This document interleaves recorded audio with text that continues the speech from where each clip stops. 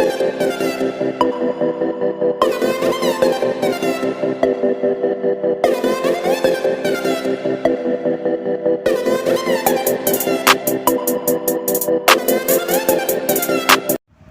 वालेकुम स्टूडेंट, आज हम अपना थ्योरम्स स्टार्ट करवा रहे हैं। तो 11.8 है।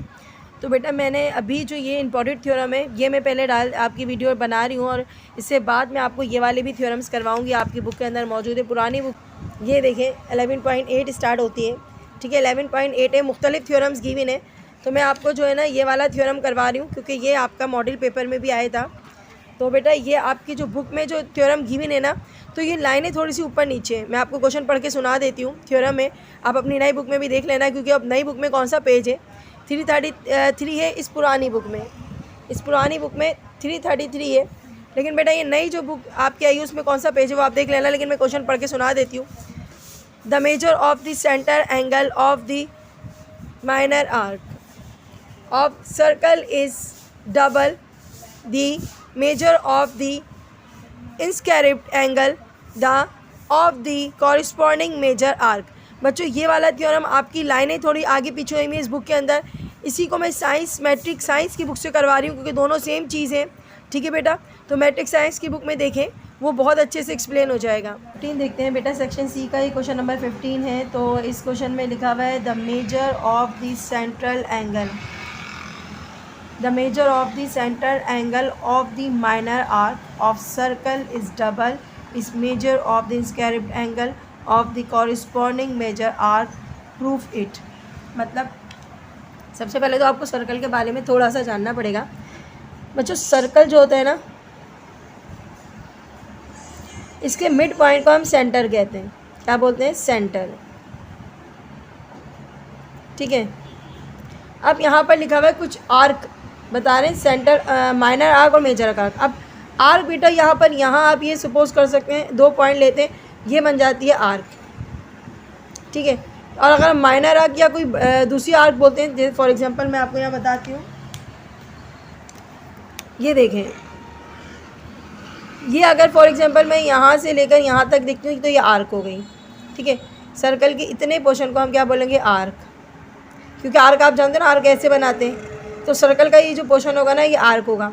अब सेंट्रल आर्क यहाँ से लेकर यहाँ तक का पॉइंट, यहाँ से लेकर यहाँ तक का पॉइंट, फॉर एग्जांपल मैं इसको ए कह लूँ और इसको बी कह लूँ तो ये एक आर्क हो गई। समझ आई? आर्क के बारे में भी आ गया और आपको सेंटर के बारे में पता चल गया। सेंटर को रेडियस भी कहते हैं, सही है। इसके मिड पॉइंट को रेडियस भी कहते हैं कि इसका मतलब ये होता है कि यहाँ से लेके सर्कल के तमाम साइड का, तमाम जगह का जो है वो डिस्टेंस क्या होता है? इक्वल रहता है, सेम रहता है। फॉर एग्जांपल यहाँ से लेके यहाँ तक अगर 2 सेंटीमीटर है तो यहाँ से यहाँ का भी 2 होगा, यहाँ से यहाँ का भी 2 होगा। इसका मतलब है ये मिड में, और सेंटर के तमाम एरिया का साइड जो डिस्टेंस है वो क्या होगा? इक्वल होगा, सेम होगा। अच्छा, आर्क के बारे में बता रहे थे हम, इसको हम आर्क कहते हैं। ये तो हो गई ए बी आर्क, ये हो गई आपके एक माइनर आर्क। अब उसके बाद हम क्वेश्चन पढ़ते जाते हैं, हम बताते जाएंगे आपने करना क्या है। The centre measure of central angle. अब एंगल कहाँ है? अब एंगल तो हमारे पास है ही नहीं, तो एंगल बनाने के लिए आप इसको ज्वाइन कर लेते हैं और ये आपका बन जाता है एंगल।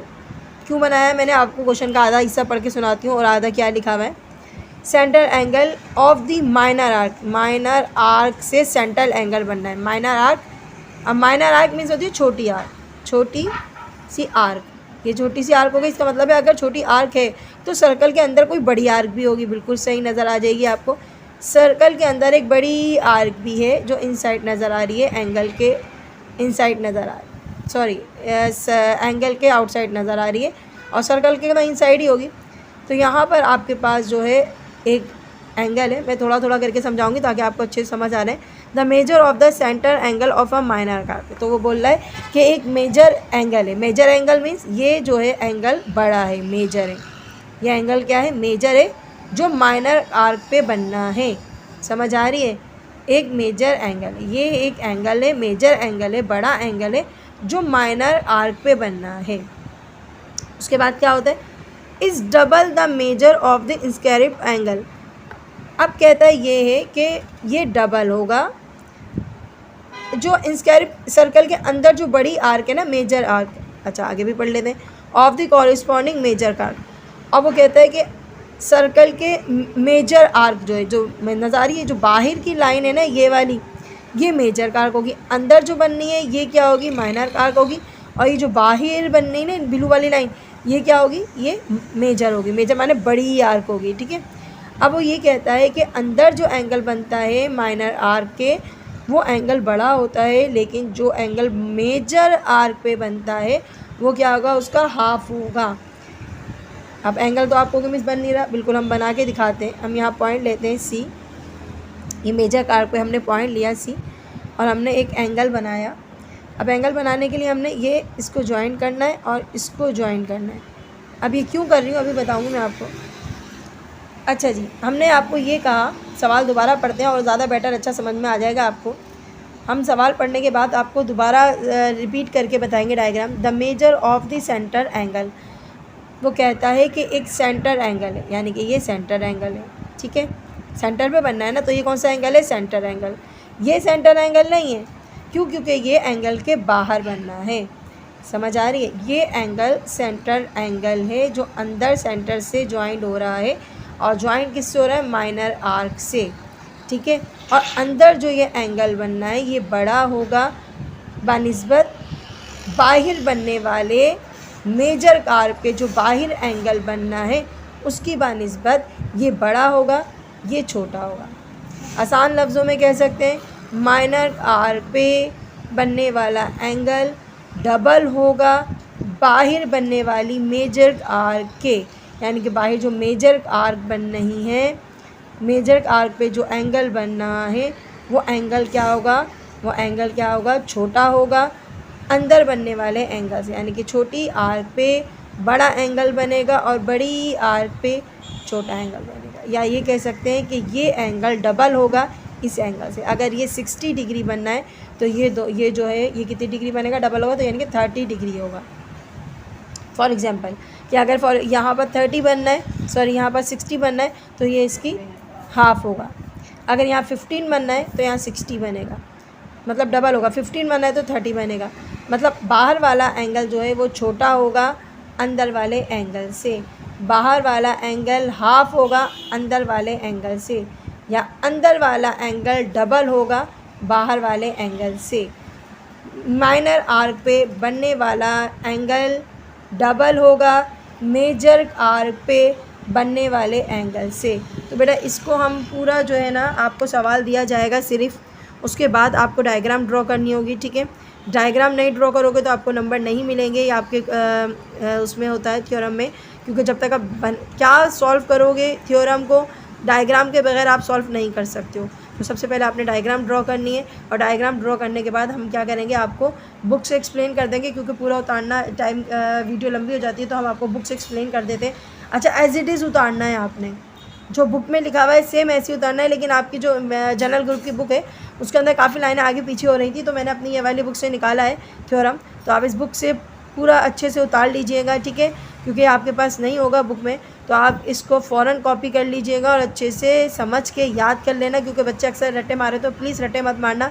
इसको मैं अच्छे से एक्सप्लेन कर रही हूँ, एक्सप्लेन करने के बाद आपको समझना आसान हो जाएगा और आप अपने थ्योरम जो है आराम से कर सकते हैं बोर्ड में। तो मैं आपको समझाती हूँ।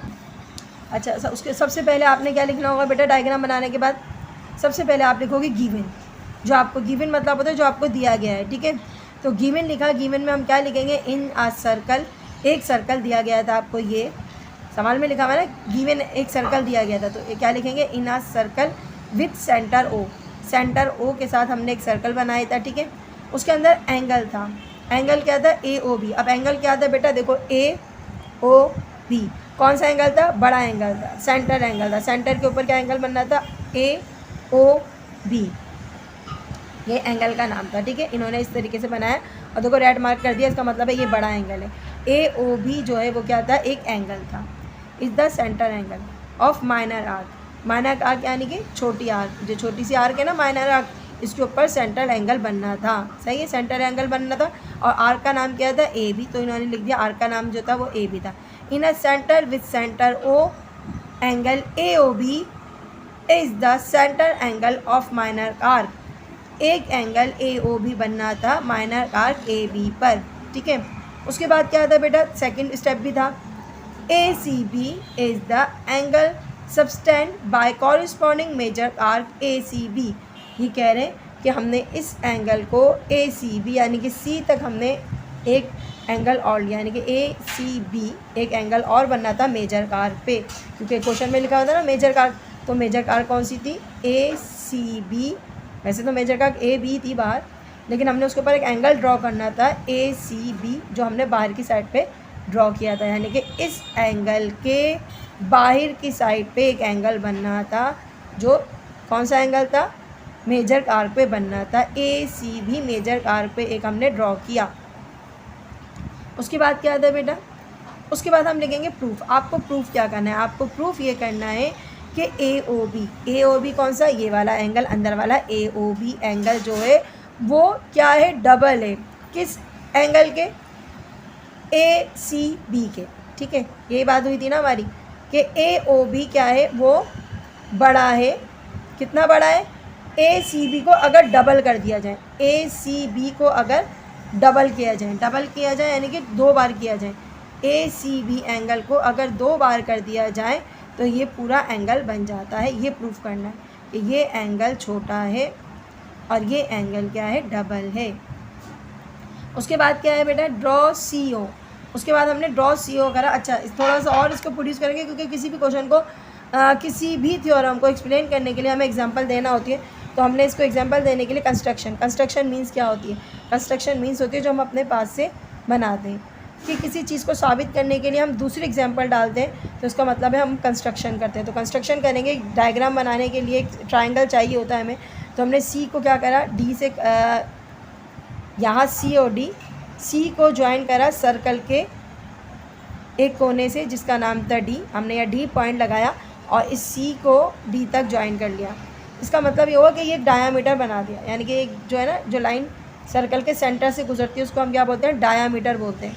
तो ये एक डायामीटर भी बन गया। और इससे एक फ़ायदा यह हुआ, यहाँ पर 2 ट्राइंगल आपको नज़र आ जाएंगे। एक नज़र आ जाएगा, देखो ए ओ सी, ये देखो ये ट्राइंगल आधा नज़र आ रहा है ना आपको, ये छोड़ दो तो ये एक ट्राइंगल ये नज़र आ जाएगा और एक ट्राइंगल क्या हो जाएगा? दूसरी साइड पर नज़र आ जाएगा। चलो वो बात की बात है, हम आगे चलते हैं। उसके बाद आपने क्या लिखना है बेटा? एज इट इज़ उतार लेना है यहाँ तक। ठीक है, उसके बाद आप लिखोगे स्टेटमेंट और रीज़न। सही है।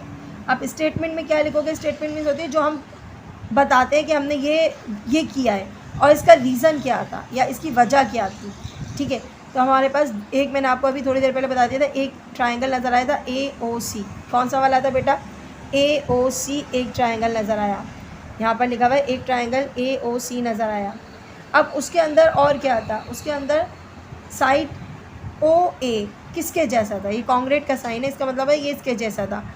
ओ ए किसके जैसा था? अगर आप इसको यहाँ से मिटा दो, इस थ्योरम को इधर से हटा दो। अब यहाँ पर देखो बेटा, ए ओ लाइन किसके जैसी नज़र आ रही है? ओ सी के जैसे नज़र आ रही है। ए ओ लाइन ओ सी की जैसी है। अगर आप यहाँ देखोगे तो ए ओ लाइन, इसको आप भूल जाओ, आप सिर्फ इस ट्राइंगल को याद रखो। ए ओ किसके जैसी आ रही है? ए ओ सी के जैसे नज़र आ रही है। ये भी साइड बना रहा है, ये भी साइड बना रहा है। इतना रखो अपने माइंड में। ठीक है, ए ओ किसकी जैसी है? ओ सी के जैसी है। ठीक है, उसके बाद radial segment of same circle. Radial segment of same circle यानी कि सेम सर्कल का, एक ही सर्कल का रेडियल है। रेडियल मीन्स क्या होती है? रेडियस से ली गई। रेडियल सेगमेंट मतलब रेडियल से एक लाइन ली गई। सेगमेंट माने एक लाइन जो रेडियल से ली गई है। उसके बाद आप देखो बेटा आगे क्या लिखा हुआ है? ओ सी ए, ओ ए सी इक्वल है ओ सी ए के। ओ सी ए, यहाँ पर देखो ओ नज़र आ रहा है, ओ ए और सी, ये ट्राइंगल है ओ ए सी। किसके बराबर है बच्चों? बराबर है ओ सी ए के। देखो इधर से ले लो या इधर से ले लो, एक ही बात है। समझ आ रही है बात? एंगल अपोजिट टू कॉन्ग्रेट यानी कि एंगल अपोजिट एक ही ट्राइंगल के अपोजिट साइड इक्वल होते हैं। उसके बाद है नाउ, अब हम दूसरी साइड पे आते हैं, दूसरा साइड देखते हैं। Now O A O D, angle A O D कहाँ पर है बच्चों? ए ओ डी, ये रहा, नज़र आ रहा है ए ओ डी, ये एंगल, ये वाला एंगल। अब इसकी बात हो रही है, किसके बराबर हुआ? बिल्कुल इसके बाहर जो 2 एंगल बने थे उनके बराबर हुआ। जो आपने ऊपर लिखाए थे ना 2 एंगल मैंने आपको दिखाए थे, एक ये एंगल एक ये एंगल, इन दोनों एंगल को अगर प्लस किया जाए तो इसका आधा हिस्सा बने। इसको तो अभी भूल जाओ ना आप, तो ये दोनों एंगल को अगर प्लस किया जाए तो इसका क्या बनेगा, आधा हिस्सा बनेगा। सही बात है ना, कि ये दो एंगल प्लस करो तो इसका क्या बनेगा, आधा हिस्सा बनेगा, जो AOD है।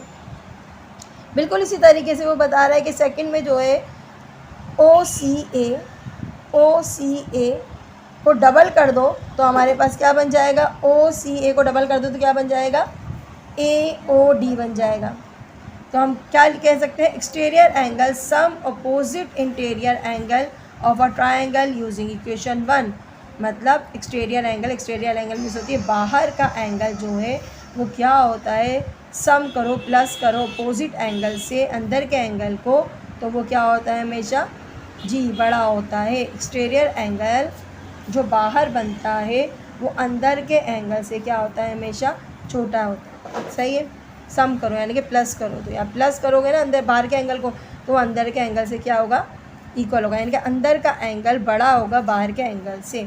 उसके बाद देखो सिमिलरली इसी तरीके से अगर हम दूसरा साइड देखते हैं, एक साइड तो हो गया, दूसरा साइड देखते हैं तो लिखा हुआ है BOD, ये बाहर का आधा हिस्सा प्रूफ हो गया ना, ये वाला आधा प्रूफ हो गया। अब आधा इसकी बारी है ना, ये पार्ट प्रूफ हो गया, अब इस पार्ट की बारी है।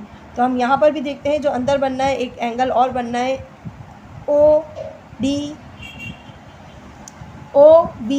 ये बनना है OBD बनना है, जिसको अगर डबल आपका देखे जाए, अगर हम इसके बाहर के एंगल को देखते हैं तो बाहर के एंगल को अगर डबल करते हैं तो अंदर का एंगल बनता है। सेम प्रोसेस से अगर आप देखो OCB, ये दो एंगल है, इन दोनों एंगल को प्लस किया जाए तो ये क्या बनता है, इसके अंदर का बनता है। तो बात बिल्कुल प्रूफ हो गई है आपकी कि अगर हम बाहर के एंगल को प्लस करते हैं तो अंदर का आधा एंगल बनता है, फिर बाहर के एंगल को प्लस करते हैं तो अंदर का क्या बनता है, आधा एंगल बनता है। यहाँ पर यही बात आपको बताई गई है, ठीक है। उसके बाद यही कहा गया है AOB को अगर हम प्लस करवाते हैं AOB को अगर हम देखते हैं किसके बराबर है, तो हम देखते हैं AOD मिलता है। ये AOB किसके मिलकर बना है, ये AOB किससे मिलकर बना है, AOD से और BOD से, यानी कि ये पूरा एंगल में दो एंगल बनना है, एक AOD और एक BOD। सही है, ये दोनों एंगल प्लस करके ये बड़ा सा एंगल बनाते हैं।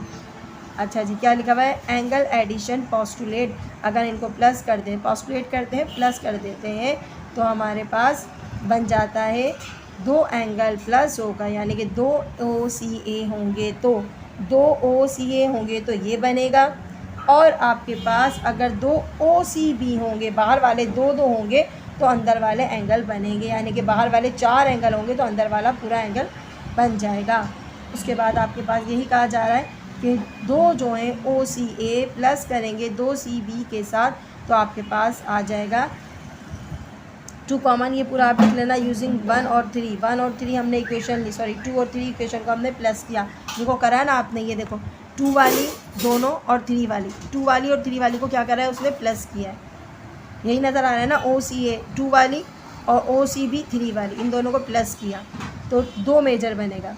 इसी तरीके से आप नीचे भी यही लिखोगे सेम, और आपके पास आ जाएगा AOB, ये बड़ा वाला एंगल जो है वो ACB कौन सी बेटा, ACB की डबल होगा। AOB अकेला एंगल जब इसको 2 बार करेंगे उसके इक्वल होगा, ये 2 बार लिखेंगे ना, यानी कि ACB को 2 बार मल्टीप्लाई करेंगे तो ये अंदर का एंगल आएगा। तो बेटा ये आपकी बात प्रूफ हो गई है, आप बिल्कुल एज इट इज़ यहाँ से लेकर QED मतलब ख़त्म हो गया, कोई गुंजाइश नहीं है। तो यहाँ से लेकर आपने यहाँ तक एज इट इज़ उतारना है, गिवन उतारना है, प्रूफ उतारना है, कंस्ट्रक्शन उतारना है, स्टेटमेंट उतारना है, रीज़न उतारना है और लास्ट में ख़त्म करना है। ये पूरे आपको नंबर मिलेंगे माशाल्लाह, आपके 10 नंबर का क्वेश्चन है तो ज़रूर करिएगा, ठीक है।